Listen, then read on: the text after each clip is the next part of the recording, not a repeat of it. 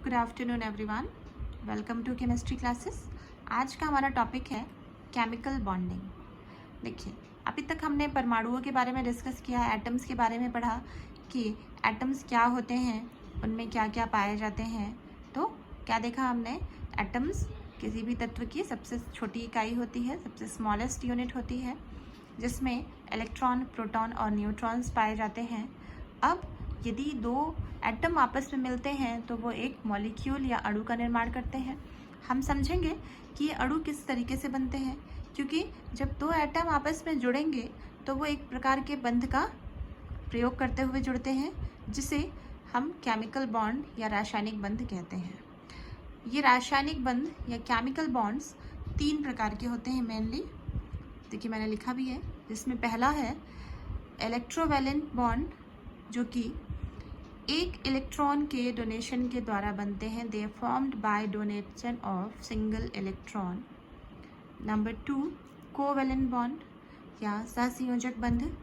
सहसंयोजक बंध इलेक्ट्रॉनों के साझे के द्वारा बनते हैं, मैंने लिखा भी है। दे formed by the sharing of electrons. और नंबर 3 है कोऑर्डिनेट बॉन्ड। कोऑर्डिनेट बॉन्ड या जिसे उप सहसंयोजक बंध कहा जाता है, ये इलेक्ट्रॉन पेयर के डोनेशन के द्वारा बनते हैं। ध्यान दीजिएगा, इलेक्ट्रॉनों के जोड़े के साथ के डोनेशन के द्वारा कोऑर्डिनेट बंध का निर्माण होता है। अब आज का हमारा जो टॉपिक है वो है कोवैलेंट बॉन्ड। हम सहसंयोजक बंध को लेकर के चल रहे हैं, जो कि कैसे बनते हैं। दे formed by the sharing of electron. इलेक्ट्रॉनों के साझे के द्वारा सहसंयोजक बंध का निर्माण होता है। देखिए, प्रत्येक तत्व का ये नेचर होता है कि वो स्टेबिलिटी को गेन करना चाहता है, स्थायित्व को प्राप्त करना चाहता है। स्थायित्व प्राप्त करना मतलब प्रत्येक तत्व अपना बाह्यतम अष्टक पूर्ण करना चाहता है। अष्टक पूर्ण करना मतलब वो बाह्यतम कक्ष में 8 इलेक्ट्रॉन कंप्लीट करना चाहता है। या तत्वों का यह नेचर होता है कि वो किसी अन्य परमाणु के साथ संयोग करके बंध बनाते हैं और अपने निकटतम अक्रिय गैस के परमाणु क्रमांक के जैसा इलेक्ट्रॉनिक विन्यास ग्रहण करना चाहते हैं।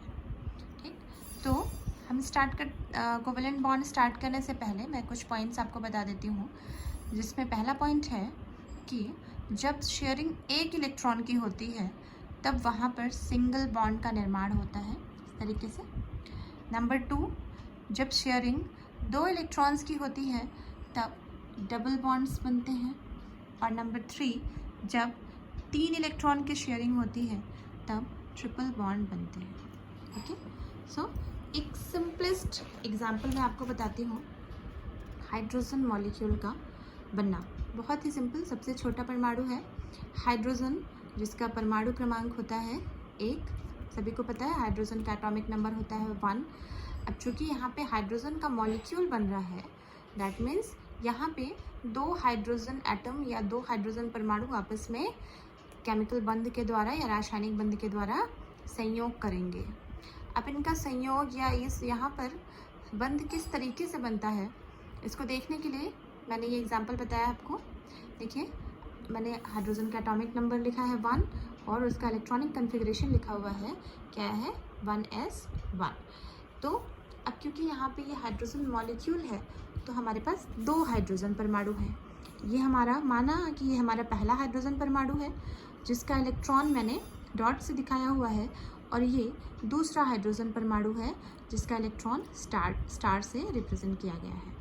अब ये दोनों हाइड्रोजन परमाणु आपस में कंबाइन होते हैं, आपस में संयोग करते हैं और दोनों अपने एक एक इलेक्ट्रॉनों का साझा करके अपने बाह्यतम कक्ष को पूर्ण करते हैं, क्योंकि एस में मैक्सिमम कितने इलेक्ट्रॉन हो सकते हैं, 2।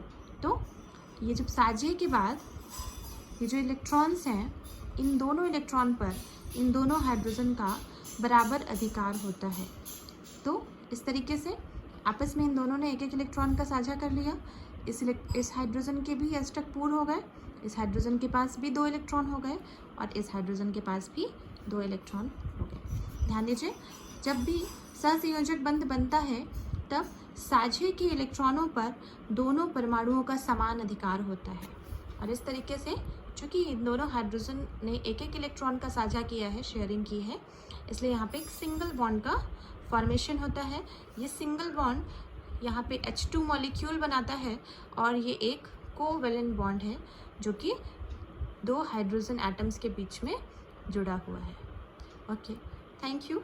और इसके आगे के कुछ एग्जाम्पल्स मैं अभी कोवेलेंट बॉन्ड लेकर के आगे भी वीडियोस बनाऊंगी, और भी एग्जाम्पल्स मैं आपको बताऊंगी, वो मैं अपने नेक्स्ट वीडियो में करूंगी। Thank you.